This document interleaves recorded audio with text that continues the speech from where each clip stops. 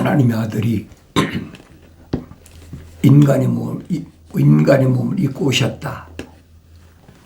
그런데 그 중에서 12를 선정하셔서 사도로 삼으셨다. 제자들까지 합치면 120명이나 되지만 그 중에 12명을 사도로 삼으셨다. 그래서 제자는 120명이지만은 사도는 12이다. 나중에 이스카리온 유다가 자살하는 바람에 한 자리가 비었었잖아요. 공석이 됐다. 그때 제비 뽑아가지고 마띠아라는 사람을 선정을 해서 12를 채우는 그런 모습을 볼 수 있습니다. 그런데 주님의 사도들 가운데 제일 먼저 목이 잘려나간 사도가 있죠. 야고보라는 사도인데 그 야고보라는 사도는 그 형제 요한과 똑같은 형제예요. 역시 갈릴리 바닷가에서 고기 잡던 어부잖아요. 그래서 갈릴리 바닷가에서 고기 잡던 어부 중에 4명이 사도로 선출됐는데 첫 번째는 그 안드레, 베드로의 형제죠. 안드레. 그 다음에 시몬, 나중에 페트로스라는 이름을 받았는데 시몬, 그리고 요한과 야고보입니다. 그런데 그 야고보는 사도들 가운데 첫 번째 순교자예요. 왜 그랬을까? 왜 야고보는 12사도 가운데 첫 번째 순교자였을까?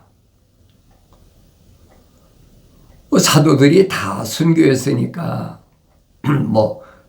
첫 번이든 두 번이든 세 번째든 네 번째든 상관이 없지만은 그래서 야고보서를 우리가 읽어보면 야고보의 그 철두철미한 신앙관이 그런 것을 볼 수가 있잖아요.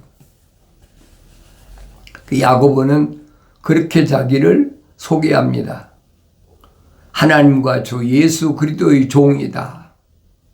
똑같은 얘기를 하죠. 누구하고? 사도 바울하고 똑같은 하나님과 주 예수 그리스도의 종 야고보는 널리 흩어져 있는 12지파에게 문안하노라. 널리 흩어져 있다. 12지파가 얼마나 많이 흩어졌어요. 하나님의 아들은 12지파에서 한 지파에서 10명씩 아브라함 때 약속하셨던 소돔과 고모라가 멸망하지 않기 위해서는 10명의 의로운 사람이 있어야 된다. 천사가 아브라함하고 약속하신 숫자잖아요. 그래서 의인 10사람이 있으면 내가 소돔과 고모라를 멸망시키지 않겠다. 그 지파도 마찬가지. 12지파에서 이제 단지파는 빠졌으니까 요한계시록 가면 단지파는 빠지고 그 다음에 대리로 누가 들어왔느냐. 요셉의 큰아들 므낫세가 이제 12지파에 들어왔습니다. 그래서 그 12지파에서 10명씩에서 120명이다. 그 중에 하나가 편지를 남긴 야고보다. 야고보는 그랬어요. 나의 형제들아 그랬죠. 나의 형제들아. 누구한테 형제라고 그랬습니까? 육신의 형제는 요한밖에 더 있어요. 그런데 여기서 나의 형제란 말은 생명이 거룩한 호흡이 들어간 하나님의 사랑의 호흡이 들어간 유대인의 그 12지파 뿔뿔이 다 흩어져 있죠. 그들에게 보낸 편지인데 나의 형제들아, 그러면 누가 생각이 나요?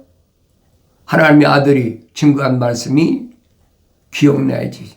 누가 내 형제고 자매고 모친이냐. 그러니까 사도 야고보가 형제라고 한 사람들은 사도 요한만 가르친 것이 아니에요. 생명책에 그 이름이 기록된, 그리고 생명의 사랑의 호흡으로 조성된 거룩한 생명호흡이 들어간 12지파를 지금 설명하고 있어요.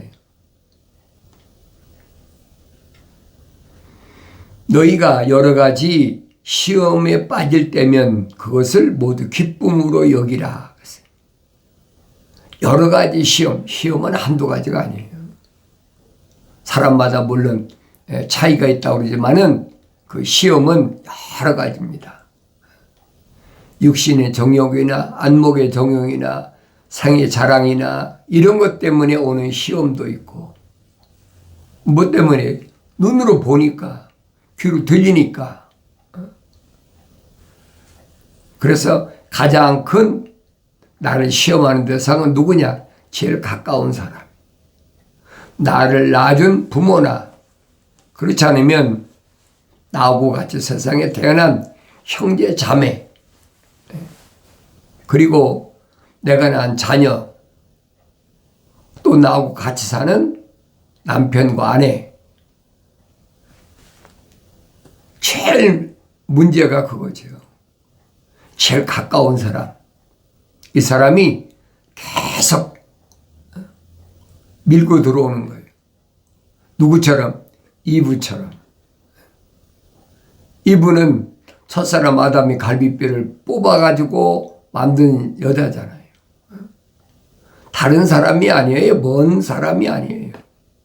그러니까 항상 내가 조심해야 될 것은 내 주위에 가까이 있는 날 낳아준 부모나 형제나 자매나 똑같아요.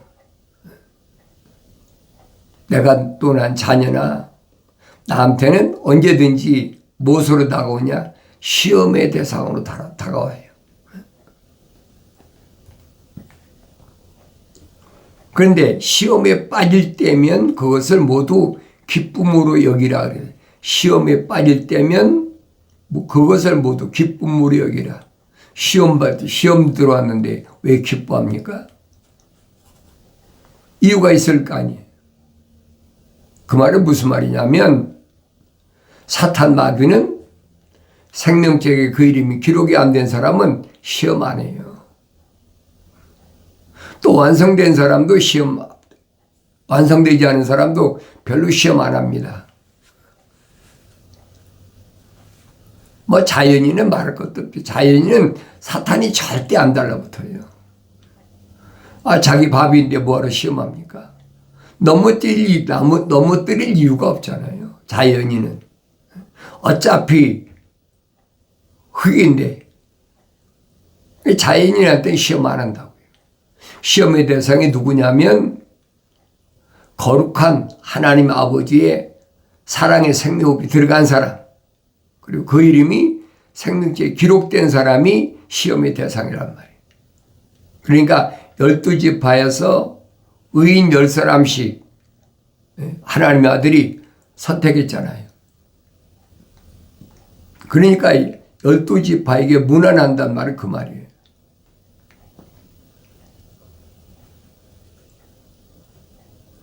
언제든지 나는 누구냐? 이브와 같이 사랑의 생명호흡이 들어가지 않은 사람이 넘어뜨리려고 시험하려고 하는 대상이 나다. 하나님의 아들도 시험했습니까? 안 하잖아요. 나사렛에서 30년 동안 사는데 시험했어요. 그때 시험 안 하잖아요. 그런데 요단강가에서 침례 받으실 때 하늘에서 비둘기 같은 성령이 임하시고 하늘로부터 이는 내 사랑하는 아들이요 내 기뻐하는 자라. 하나님이 인정하시고 나니까 성령이 하나님의 아들을 시험 받기 위해서, 당하게 하기 위해서 광야로 데리고 갔다. 성령의 감동으로 광야로 데리고 갔다는 거예요. 그리고 40일 금식하잖아요. 40일 금식을 왜 해야 되나? 좀 깊은 얘기입니다만은 하나님의 말씀, 계명을 완전히 돌판에 새기는데 모세가 얼마 걸렸어요? 40일 걸렸어요. 40일. 40일 빵도 먹지 않고 물도 먹지 않을 때 새겨졌잖아요. 그러니까 이런 말이 무슨 말인가를 내가 잘 기억하셔야 돼요. 내 안에는 하나님의 계명이 새겨져 있나? 내가 돌이켜보아야 될 거 아닙니까? 그러니까 율법사가 와서 뭘 가지고 시험합니까? 계명 가지고 시험하잖아요. 유대교에서는 많이 배워야, 뭐 그래야 그래도 뭐 율법이 뭔지 아는 걸로 그렇게 인식됐는데, 하나님의 아들이라고 그러면서 기적들을 행하니까 율법사 와서 시험한다, 테스트한다. 그게 뭐냐? 왜 시험하느냐? 다른 게 아니잖아요. 하나님의 아들이거든. 하나님의 아들이거든. 그럼 나도 똑같아요. 나라고 다를 게 하나도 없어요. 반드시 책망받고 돌이켜 성령 부어주시겠다고 약속하신 성령 받으면 분명히 사탄이 달라붙는, 마귀가 달라붙어요. 제일 가까운 사람 통해서. 하나님 말씀은 그 말씀 해주고서 그래 조심하라는 거예요. 시험에 빠질 때면 그것을 모두 기쁨으로 여기라. 시험 안 받으면 좋은데 뭐 시험이 오면 기쁨으로 여깁니까? 이해가 되겠어요? 나는 시험 없어. 나는 완벽해. 그건 기독교가 아니란 말이에요. 반드시 성령 받으면 한눈 팔아서는 안 된다는 거예요. 한눈 팔면 금방 달라붙어요. 하나님 아들도 40일 금식하고 나니까 얼마나 굶주립니까? 육신을 입고 오셨는데. 그러니까 달라붙어가지고 네가 하나님의 아들이면, 아들이거든, 전제 조건이잖아요. 이 돌들로 빵을 만들라, 떡을 만들라. 그게 시험이에요. 그런데 시험에 빠질 때면 그것을 모두 기쁨으로 여기라 그랬어요. 기쁨을 여길 수 있는 것. 나는 이렇게 시험하는 사람이 많지. 그리고 짜증내고 좌절하고 낙심하지 말고 오히려 기뻐하라는 거예요. 그게 뭐냐면 내가 하나님의 아들이라는 증거예요. 성령 받기 전에 시험하지 않아요. 왜? 자기들하고 같이 희낙낙거리고 자기들하고 같이 뭐 얘기도 하고 세상에 대한 얘기, 뭐 정치적인 얘기, 돈 버는 얘기, 뭐 그런 거 많이 있잖아요. 같이 어울리니까 시험할 필요가 없어요. 그런데 아무리 접근해도 반응이 없으니까 그때는 이제 제일 가까운 사람이 달라붙는 거죠. 제일 가까운 사람이 누구예요? 아내와 남편이잖아요.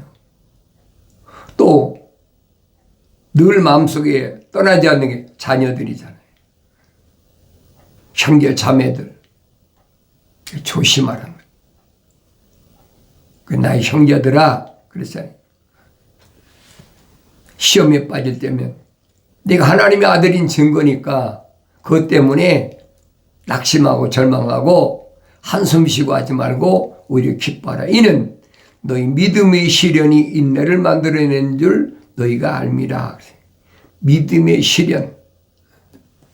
하나님의 약속만 믿고 나가면 반드시 거기 뭐가 따라 시련이 따라온다.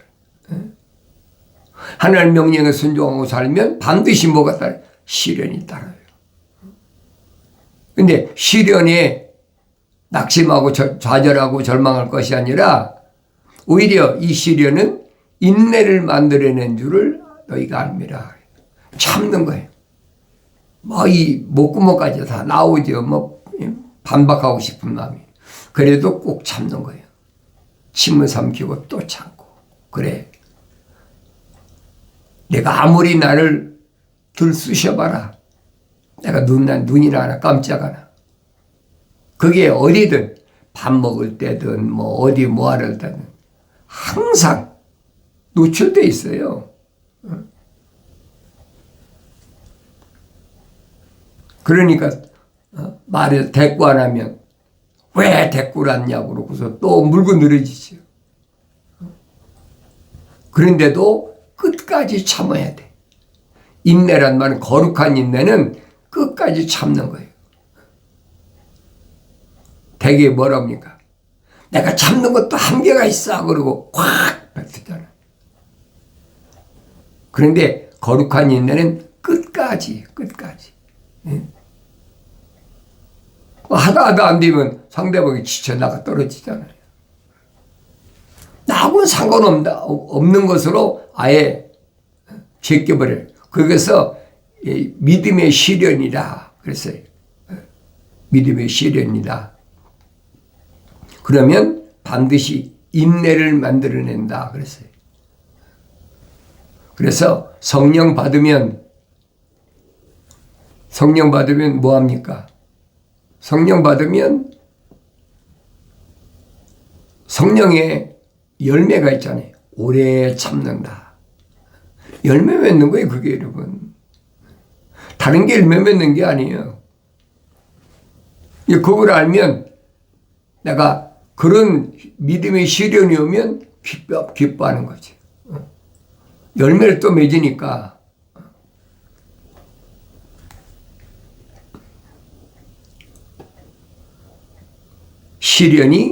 믿음의 시련이 인내를 만들어낸 줄 너희가 알미라.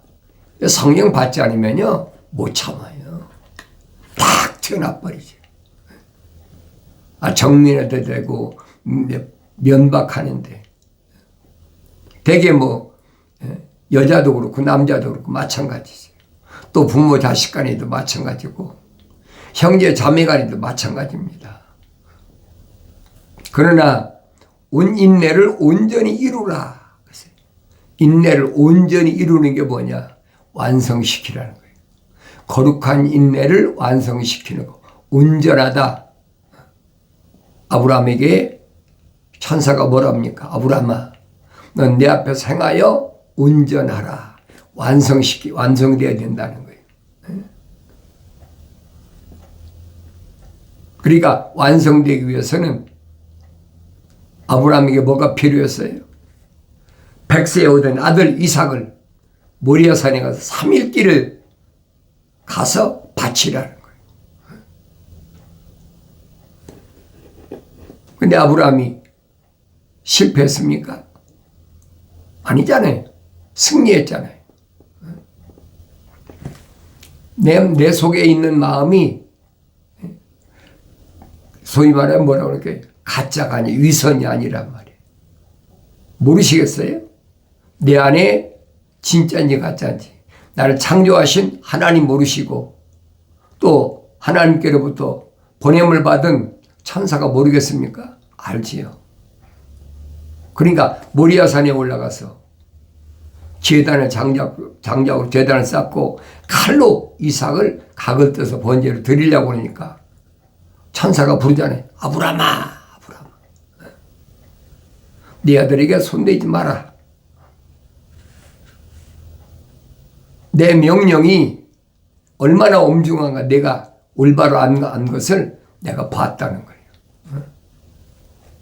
백세에 얻은 아들 이삭보다 내 명령이 더 우선인 것을 내가 입증했으니까 됐다는 거예요. 그게 보이잖아요. 누구라고 그랬어요? 여호와 이레 그러잖아요. 여호와는 여러분 천사 이름이요. 똑바로 잘 아셔야 돼요. 불을 다스리는 천사. 성령 받아야지요. 그러니까 여러분들이 여호와께서 여호와를 숭배하면, 여호와를 하나님 숭배하면 뭐가 돼? 천사 숭배하고 우상이 되는 거예요. 우상 숭배예요.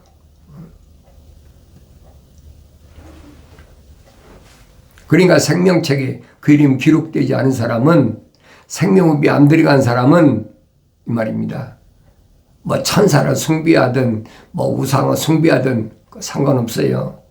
생명체 이름이 기록 안 된 사람 어차피 불못에 던져질 사람들이니까 어떤 상관없어. 그러나 내가 여러분에게 말씀드린 것은 적어도 기독교 복음전도자 훈련 유튜브 방송 콘텐츠에 오신 분들은 분명히 아시란 말이에요.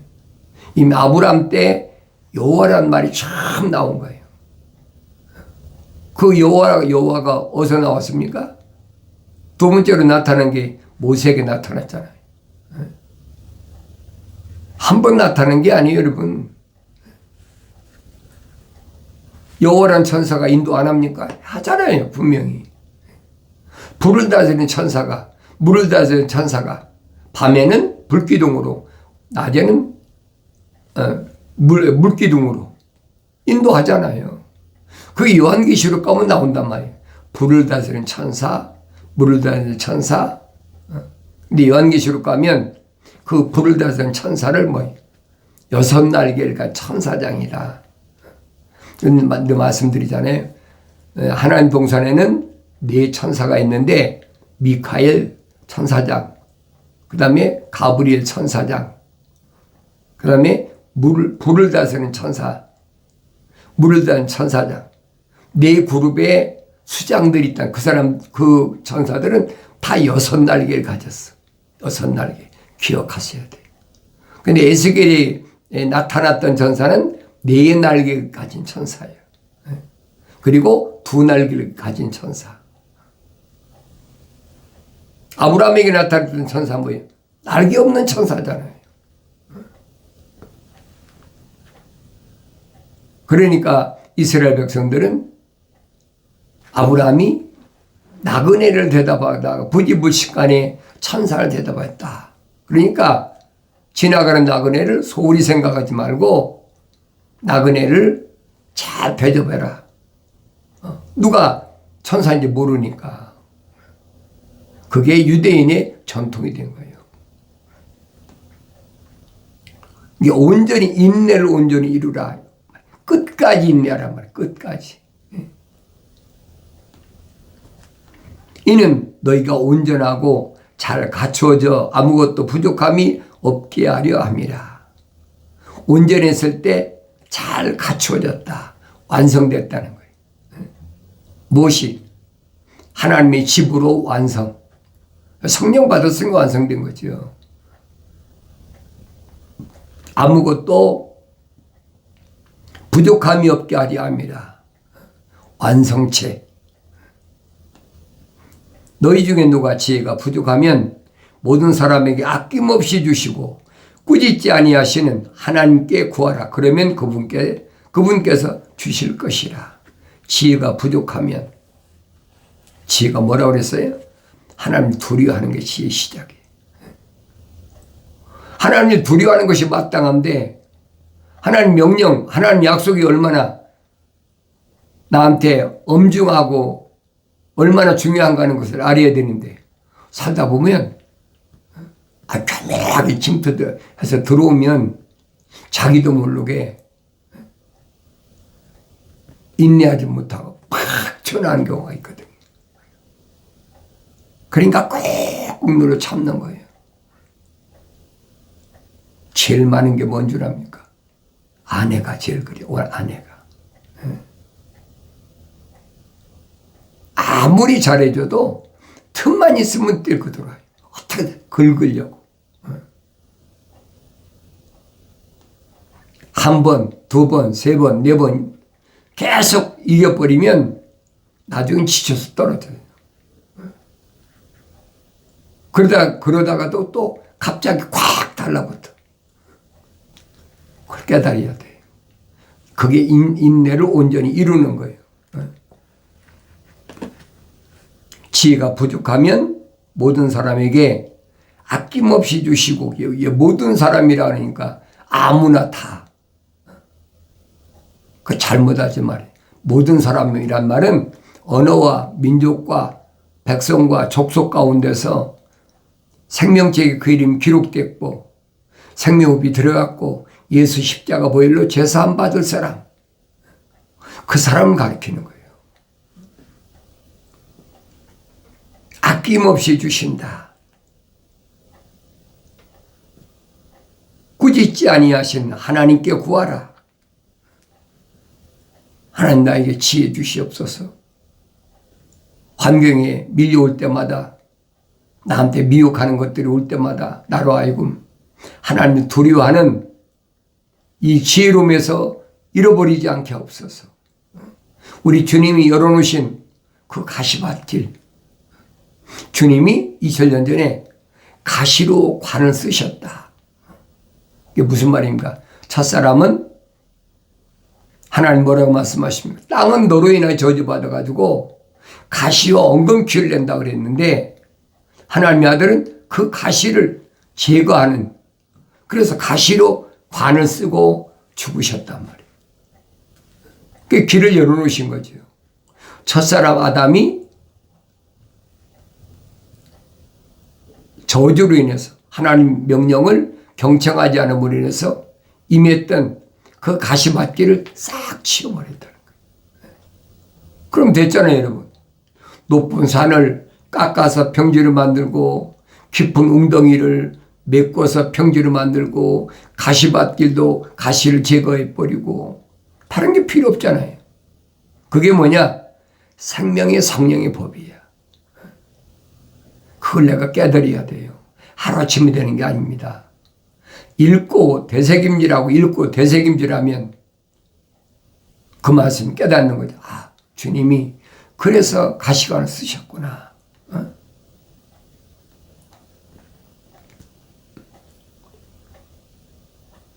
하나님께서 하나님의 생명호흡이 들어왔기 때문에 하나님은 지혜를 구할 때 주신다는 거예요. 아낌없이 주신다는 거예요. 오직 믿음으로 구하고 아무것도 의심하지 말라. 의심하는 자는 마치 바람에 요동치는 바다 물결과 같으니 그 사람은 주께로부터 어떤 것이든 받으려 생각하지 말라. 오직 믿음으로만 구하라는 거예요. 하나님 약속 틀림없다. 100%잖아요. 우리가 성경 읽으면 알잖아요. 아브라함에게 하나님께서 약속하신 대로 아브라함이 실수했지만은 이로 인하여 내 후손이 이방 땅에 가서 400 만에 돌아오리라. 출애굽 여정을 내 몇 번 말씀드리잖아요. 아브라함 비록 어려운 시련 속에 있었지만은 그 후손은 징계가 바로 그거란 말이에요. 그건 내가 당연히 받을 수 있어야 되지. 아브라함이 나의 믿음의 조상이라면 당연한 거 아닙니까? 육신으로야 나는 뭐 유대인이 아니니까. 육신을 가리킨 게 아니잖아요.